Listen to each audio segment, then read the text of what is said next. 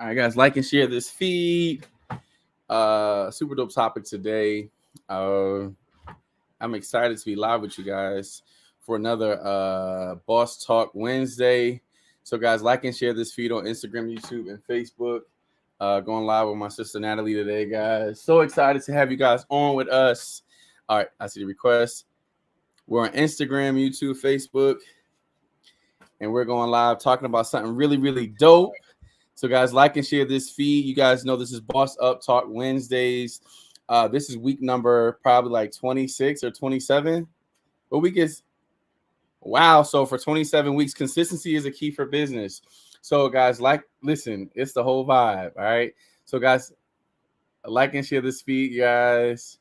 I haven't, like Natalie said, I haven't been with this background in a couple of weeks because I've been working. But I'm so excited, guys, that we're bringing another week of Boss Talk Wednesdays. What up, fam? Guys, like and share this feed. We got some gems that's going to be dropped today. And I want to do a recap of last week. We spoke about writing the vision and making it plain. So, a lot of you guys know that's a scripture from Habakkuk 2 about writing the vision and make it plain. It's crazy because we went in lab today again at my class. So the analogy I gave was, in my class, I give my mentees a rubric, right? And a lab sheet. And on that sheet, they have to put, let's say they have a 5, 10, 10, 5 because the class is 42 minutes. So the first 30 minutes is the real action period. So the 5 minutes is the mise en place, which means get everything in its place. Then the next 10 minutes is when they actually do their production. The next 10 minutes, they're like kind of getting everything together. All their dishes are coming together in the last 5 minutes. They're cleaning, they're breaking down all of that good stuff, right? So last week, the first day, it wasn't too good, right? My last 3 classes did a phenomenal job. The next day, they mastered it because they wanted to do better. So this week, we did a different lab of Eggs Benedict, and they did, I think, Eggs Benedict with a hollandaise sauce, and they also did, omelet, right? So I think this is their first time actually cooking in the lab or in the kitchen. So they're working really, really hard. So my first 3 classes, again, did not have their lab sheets. They did not write the vision and make it plain. So now when they're in lab, they're all around like chaotic because remember, sometimes with some of us, we don't learn the first time. We have to learn the second time. Sometimes we don't learn the second time. Sometimes in life, we keep beating our head up with the same issue because we never corrected to take time to write the vision down. And as entrepreneurs, we have to really take time to write the vision and make it plain. So that's what we talked about last week. But this week, we want to take it up a notch because we're talking about how using the right words will elevate your business, using positive words to elevate your business and your brand, right? So Natalie and I grew up in a church where we were really big on promoting faith confessions. All right. So faith confession basically is just a manifestation of what you're believing for. So let's say, for example, is part of it may be I'm the head and not the tail, above and not beneath, the lender not the borrower. So these are positive, faithful words that we build up, right? So what happens is once you start to really develop that confession of faith for your business, you start to really build your faith to start believing what you're saying, right? So for example is, let's say I want to have $10,000 in sales a day. It's not that it's not possible because I know people that are doing it, right? I have to build my faith and put the faith-filled words to work. So when it's time for me to receive it, I've already built my faith because my words have been speaking positive actions that once I got to do is just speak the faithful words and manifest. Speak the faithful words and manifest. So we're talking about today, guys. You want to like and share this feed, how to implement faith-filled words into your daily actions to create a harvest in your business that will go far beyond what you think you can do. So those faith-filled words. So Natalie, I'm gonna turn that part over you because I know you about to drop some gems like you always do. You about to drop some gems, fam. I love this. Listen, I love this topic. When you said that's what we're talking about, I was like, super easy, because this is something that I had to deal with for such a long time. And this is why I absolutely love affirmations. Like, affirmations are the thing for me. For me, that's my love language, words of affirmation. So words really lift me up or pull me down. Recently, I had to really kind of watch it a little bit and be more mindful of the words, because I have now idolized the words so much that somebody's negative words, not somebody, particular people, people that are very close to me, a negative word can really bring me down and a positive word can really lift me up because Mhm. they're so powerful. So I have to Yeah. even be mindful of how the words are being used. But when I wanted to really transform and become the person that would be the entrepreneur, it started with a word. It started with the Mm. word from God, and I had to take God's word and replay that word in my mind. Like, we Wow. don't realize the word is like a seed. In business or in life, your words are seeds. And every That's time good. you speak a word, you're planting seeds. And seeds are watered, seeds, grow. They need sunlight, they need all of that stuff to grow. And I love when the Bible says that let the plant and the weeds, the wheat Grow and the together. tear, the weeds and Yes. the plant grow together, because the words have the power to become plant and wheat, something that can feed you, or it can be tears or weeds, something that can pull you down. And if you know anything about weeds and grass and all that, the weeds actually take all the nutrients away from the soil and from the seed, so that the seed is starving and it dies. So you have to be very careful, because that's what words are. Words are seeds. And if you plant the right seeds, if you plant the right words into your business, you can see it flourish. Now there's going to have to be work. When you're planting, as a farmer, you put the seeds down, but there has to be work that goes into making sure the seeds come up. Now, if you just saying words, of course, you're not going to see the investment, but it starts with a word. In the That's good. beginning was the word.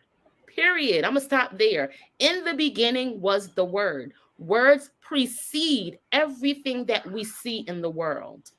Words precede everything that we see in the world. So if you want to see your business flourish, it has to start with a word. What are you Mm. saying? I already know you about to drop the mic. You gonna just drop the mic and walk off like that? He's gonna drop the mic and walk off like that? Listen, but it's so true, and I think that's the thing about, you know even just going back to what I do even when I first started my business. I feel like all my analogies have been teaching lately because I'm back in the classrooms. It's just so much material, right? And that's so true, because what happened is too is just like, if your foundation is shaky, everything else will have a problem, right? So you can be the most talented person in the world, but if you don't really start the foundation of your words and your belief system, everything else will crumble because you didn't build that strong, solid foundation. So as an entrepreneur, as a business owner, as a creative, right? The first thing is as an entrepreneur, my first thing is, okay, what is my why, right? When I first established my why, I'm using words to create a foundation. Okay, so the first thing is, why do I want to be a teacher? Why do I want to be a chef, right? My goal with being a teacher is not to just be inside a classroom and not make an impact. My goal is to always make an impact, right? So with me being an impact, I have to have a certain level of confidence through my words, that I bring a certain assertiveness to the table, that I know that every morning. So analogy, every morning my friend Darian and I, we speak on the phone before we go into the work, right? We've been doing this when we first started teaching this is like almost over 10 years ago. We've been doing this, right? Every morning, Monday through Friday, we would come together to pray, and we would vent. That's the first thing we'll do in the morning. We'll get our 2-3 minute rant off, and then before we get out that car, in both locations, we would be speaking words of affirmation. Today, what we spoke about is that we are graced to be gracious, right? What that means is that today we're going to speak gracious words, because what happens is sometimes we forget that we need grace, right? So our word for the day was to be gracious to people, right? We had to build a solid foundation, because sometimes we can get so used to doing things that's normal that we forget that this is part of our gift. Your business, your craft is not just something for you to do, it's something to create impact in the world. Like, we're supposed to be the salt and light of the earth. So what we were praying about, God, allow us to always be gracious with our giftings, because our giftings not for us, is meant to edify other people. So as we come into the space of education, we had to say, listen, we're not just here for the check. We're not just here to just take up space in the building. We're here to create impact. So every period today I was tried with that because I felt like my kids are not really paying attention. So I had to say, Josh, you're meant to be gracious. That was your word today. So how will you be gracious in building that foundation through your words to create an atmosphere where you're giving grace to people who may not be getting it right away? Because sometimes it can be frustrating to work with people who are not paying attention, who are not really getting it, because you got it, you forget what it was to not get it, right? So as a creator, my job is to edify people by being gracious all the time. So that was my word for the day, to be gracious. So when it comes to speaking, whatever your word, every day your word may change. Sometimes your word may be to have patience, right? Today, your word may be to develop the faith-filled words to go after the goals and the dreams, because sometimes you may feel like, well, I'm not good enough for this, or man, I was invited to this circle. What do they see in me that they want me? And it's very easy because I've been in places where I was like, man, I don't feel like I belong because the zeros don't match in my bank account with the people in the room, or my skill set doesn't match those of the room. But listen, when you have those thoughts that are coming against your belief system, you have to stop the words automatically and start speaking positive words against those thoughts, because your thoughts are stopped by your words. I can't do this. I can do all things through Christ that strengthens me. I'm not good enough. I'm the head and not the tail. You have to battle your thoughts with your words. And until you get the revelation that your faith-filled words will stop every thought, you're going to keep having a cycle of unbelief, of doubt, of fear, of I can't do it, I can't make it. But if that's not what the word says about you, if that's not what your vision says about you, you have to attack those words until you start to see and feel what you are saying. Oh, that's so good. I love that you said that your words attacks the thought. Yes. And I believe it was Creflo Dollar, your pastor, I've Yes. heard it from first, where he says you can't think two thoughts at the same time. And I know now ET says that, and a lot of motivational speakers say it now, but it's so true. You can't have two thoughts at the same time. We can do a whole lot of things, but we can't think two opposing thoughts at the same time. Now that boy, no, I have a podcast and he messing with his dog.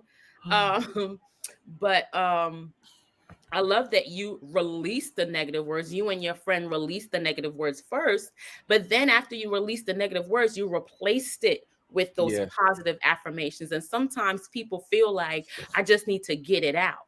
And that's fine. Get it out. But replace it with something, because if you don't replace it with something, your thoughts, the thoughts that are going out in the atmosphere will come back and try to replace it.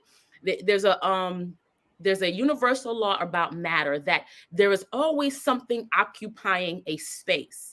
There's always something occupying a space. Matter is made up of so many different things. If you don't have something in the space, there's something actually there. So where I'm sitting right now, you might not see anything in front of me, but there's air. Although you don't see it, there's air occupying the space in front of me. I'm sitting on the couch, so the couch has to move the air out of the way so that it can now be positioned here.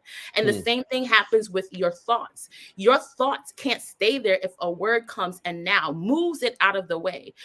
And people say, statistics say that for every negative word, you need 7 positive words to replace that negative thing. So if you hear a negative word from somebody, you need 7 reaffirming words to replace that negative word. So somebody said you were fat.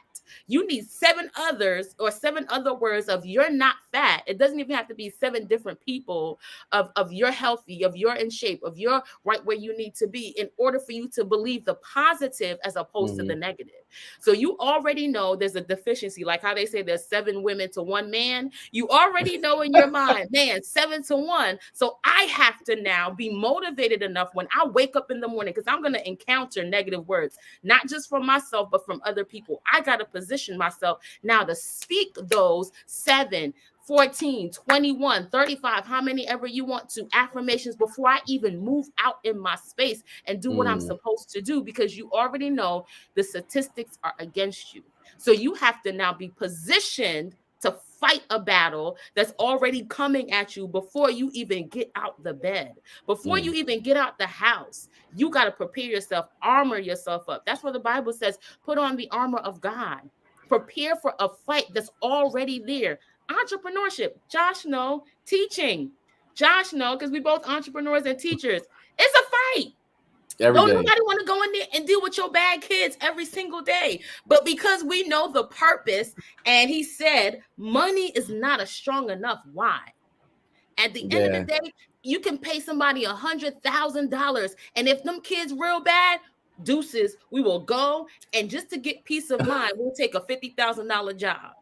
That's how it is. Money is not a strong enough why to keep you walking in purpose until you die. It's not a strong enough why until you retire or until you decide to move on. It's not a strong enough why. Even people that obtain the $1 million still commit suicide. So that'll tell you it's not a strong enough why.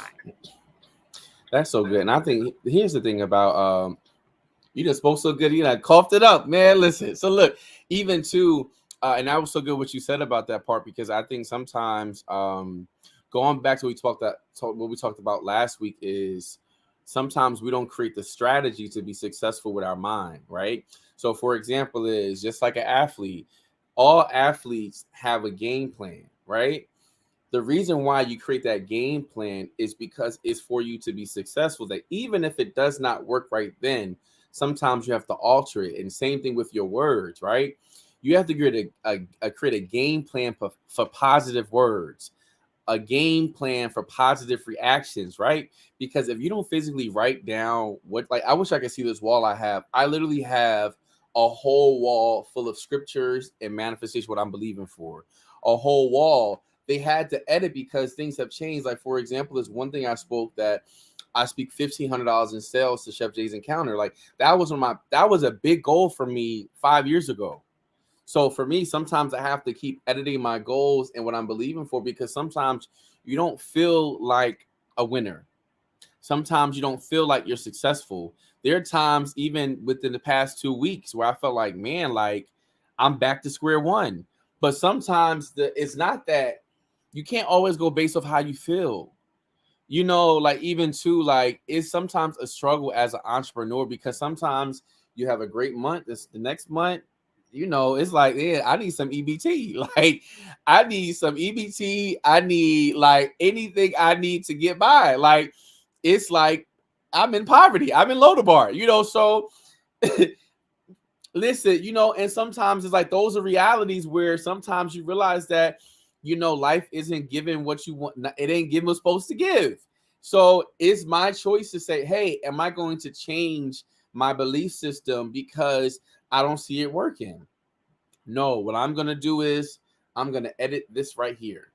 I'm going to edit my words. I'm going to edit what I see, edit what I hear. So even to this morning, like what I do every morning is I found this one audio from this guy about commanding your morning. It's actually a real churchy song, but he speaks of affirmation over and over and over again. It's 10 minutes of it. So what I did was the past 3 days, I play that 10 minutes before I leave the house, because it says today's going to be a good day.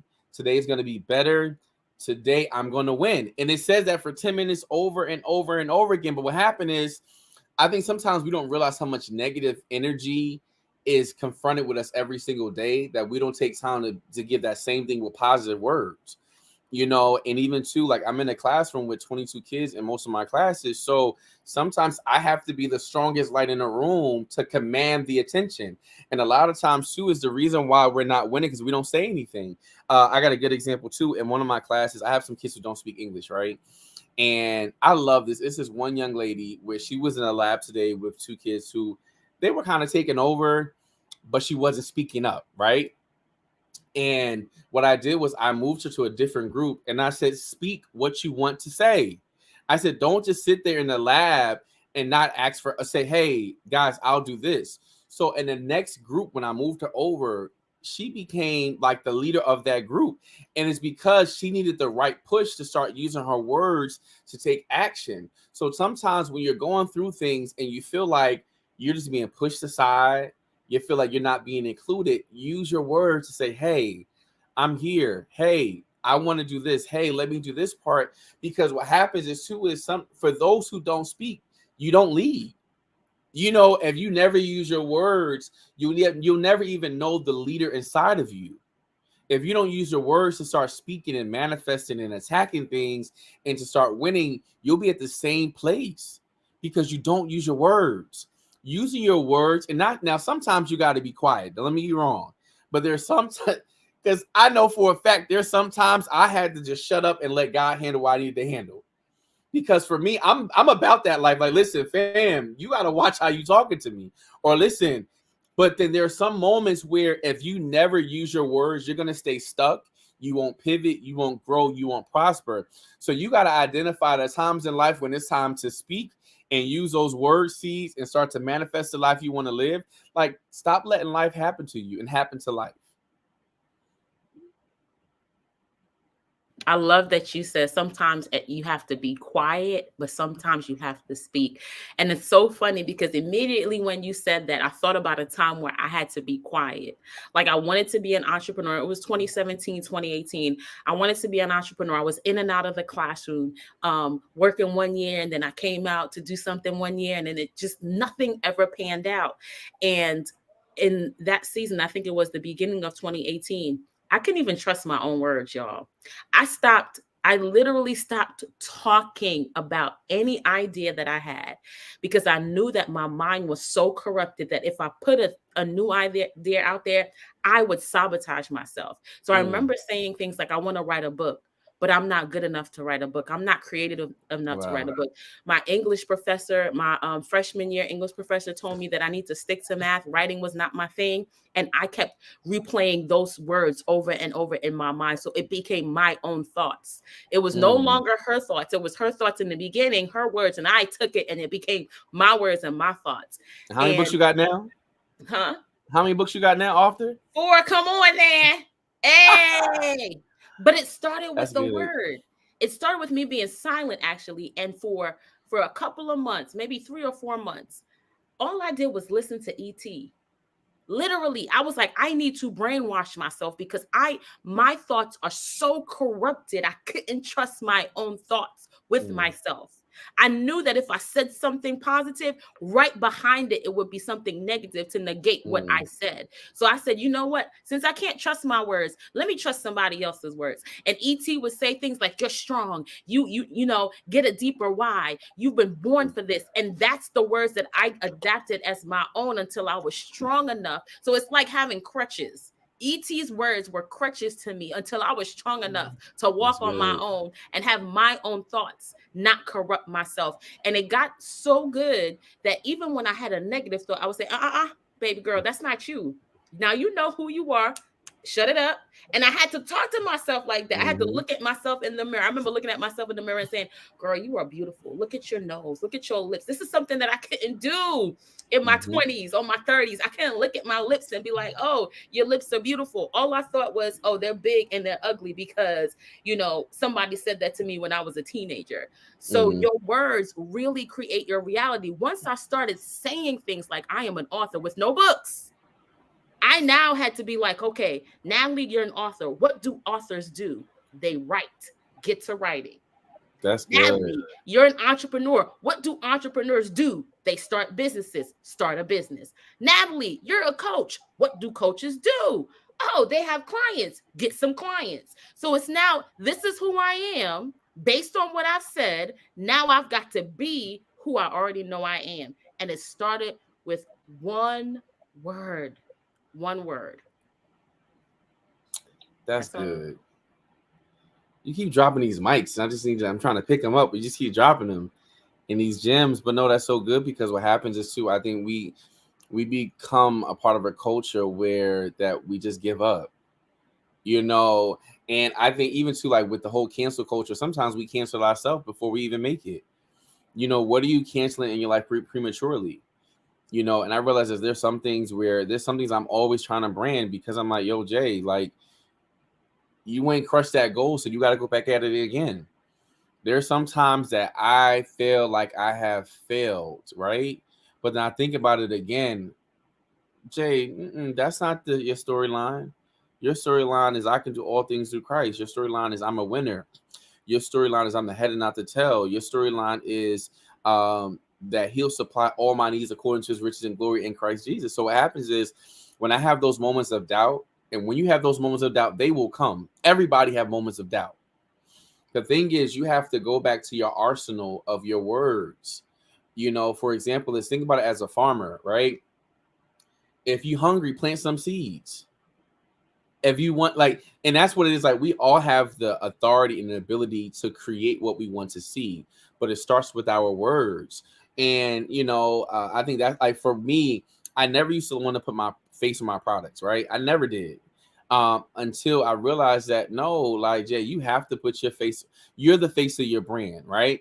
And sometimes when you're battling things such as low self-esteem, you don't feel confident about yourself. You have to create that confidence, because the thing about it is, here's the irony about this: the things that you don't see in yourself, other people see in you. The things that you don't value in yourself, other people's value for the same reason. So what you have to really do is really create a culture of positivity in your life, right? If you can't find it in your friends, get new friends. If you can't find positivity, you know, in your personal life, create it. And sometimes you have to be the first person to create it. I think so oftentimes we wait for people to create the change, but when you gonna step up? Right? When you gonna step up? Like, why are you waiting for your friends to be the one to motivate you? You may be the one that has to start the trend. You know, there's always a trend that happens in the atmosphere. For example, think about with social media and all those people who are creating trends, right? But Crocs were made for the kitchen. People like Nicki Minaj wore them one time, and the whole website sold out of all the pink Crocs that they were on back order. But it took somebody being a trendsetter. You know, we all have giftings in our life to become a trendsetter, but we have to realize it and take advantage of that. We are all trendsetters in our own form of fashion, right? Like, even with private dining, no one was like, when I started doing private dining, I barely saw anybody doing private dining what I did, but I was able to set a trend. And I'm not saying that, oh, give me credit. I saw a need for what I did not see. So I created. There's some things in your life that you may not see because it's designed for you to create. Think about it. There were no airplanes, but someone saw a need to create faster means of travel. You get what I'm saying? Even to before, like, there were no such thing as when you think about it, horse and buggies. The horses, now we want to think about how we can create more people. Now we need to create a wheel to make things go faster. Trains create things fast. So what happens is sometimes wherever there's a need, you may be the person that God put in that place for you to create. And so oftentimes we get so bugged out about, I'm not good enough. Man, I can't do this. Can't should not be a part of your vocabulary. It's about, hey, how do I? When there's something I cannot do, I find a way to take that and make it a can. You are the reason why things are not happening, because you're meant to create it. The reason why you found out why things don't work, because you were designed to be the creator. And what happens when you don't put that thing to work and start to create, you're going to always see a missing part, because you're the piece of that puzzle. A lot of times we are the piece to the puzzle in a lot of people's life, but because we don't be obedient to what God is telling us to do and step up to the plate, there's always going to be a missing void. There are people who you're designed to mentor to help them pivot, because you're stuck and you're not trying to, oh, I don't think I should say this. You're the perfect person to say it, because you saw the need. Be the solution. And that's what entrepreneurs do. We provide a solution to the why, to the how I'm going to do this, how I'm going to get clarity with coaching. Natalie comes up with clarity in coaching. How do I find my purpose? Hey, Chef Jay comes in to help you do that. We're a team effort. We're meant to do this. And this is why we create the platform of Boss Up, because we want to help people build opportunities strategically and successfully. That's the goal of why we do this every single week. We ain't getting paid for this, you know, but we want to create a platform to help other entrepreneurs, other creators, because sometimes you want to give up. Sometimes you want to quit, but we want to provide a platform and say, hey, yo, fam, dog, yo, shorty, hey, we want to help you grow. This is how you do it. And a lot of people don't want to really do that. They don't want to help other people out, because they so fixed on, well, it's mine. I don't want nobody to steal my idea. Listen, your idea is for the world to help other people out. It's billions of people out here. Don't be so caught up in this being your idea. You can help nobody out. We're meant to be a collective, to be a distribution center for God to funnel His blessings throughout the earth. We're supposed to be the salt and the light, but if we're so afraid of showing our light, how will others know what kind of darkness that they're in? Come on, Chef Jay. You talking about dropping the mic. So silly. We got to be the salt and the light. Oh my gosh. Ooh, this is so good. This is so good. So I'm gonna just make 2 quick points and then I'm done. Cause I gotta go listen to this again, especially that last part where you dropped all those gems. I need to really sit down and actually go back and just rehearse it in my mind. But 2 things I wanted to share. One thing is I loved how you talked about, I have to go back to this because my math mind, canceling out those negative thoughts. Like when you immediately, so in math, I'm going to give y'all a little math lesson real quick. When you have a positive 1, in order to cancel out a positive 1, you need a negative 1. If you have a negative 1, in order to cancel out a negative 1, you need a positive 1. So negative 1 plus 1 equals 0. They cancel each other out. So if you have a negative thought, to cancel out that negative thought, you need a positive thought.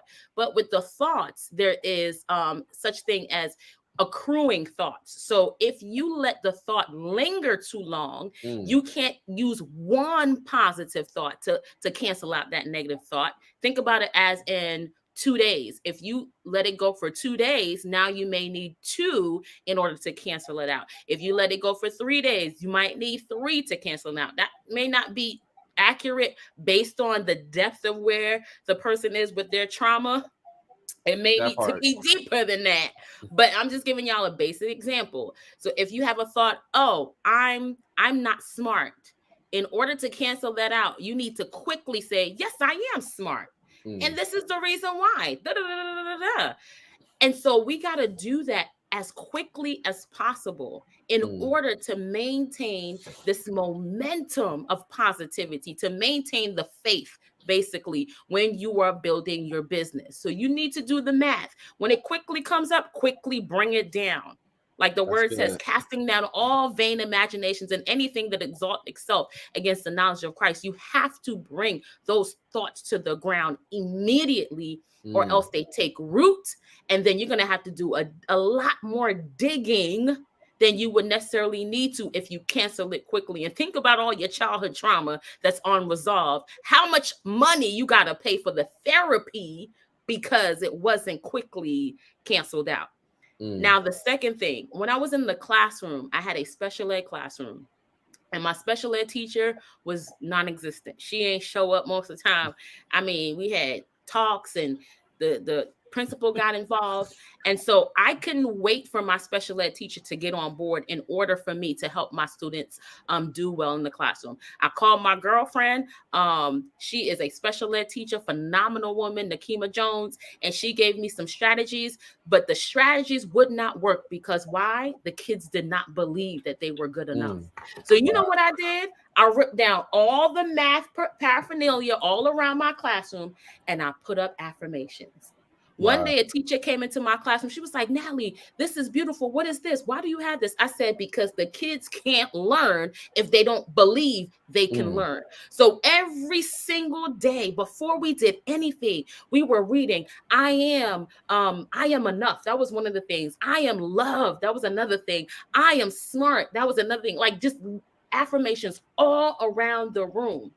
And eventually I had one day, this young man was just sitting there, he's staring off into space, and he was like, I was like, I ain't gonna call his name. I totally remembered his name. I was like, yeah, okay, why are you staring at? He was like, Miss Martin, I'm just having a really rough day and I need a reminder of who I am. Wow. That's good. That's how powerful affirmations are. Not only did they start believing in themselves, the numbers, their grades signified what they believed. Their grades improved so much. I had a parent call me and was like, yo, my daughter got an A. What's going on? Because I don't believe that she can get an A. She's never gotten an A before. What's happening? I said, she's always been able to do it. She now believes she can. Their grades increased significantly without a special ed teacher, without all the other resources that we thought we were lacking.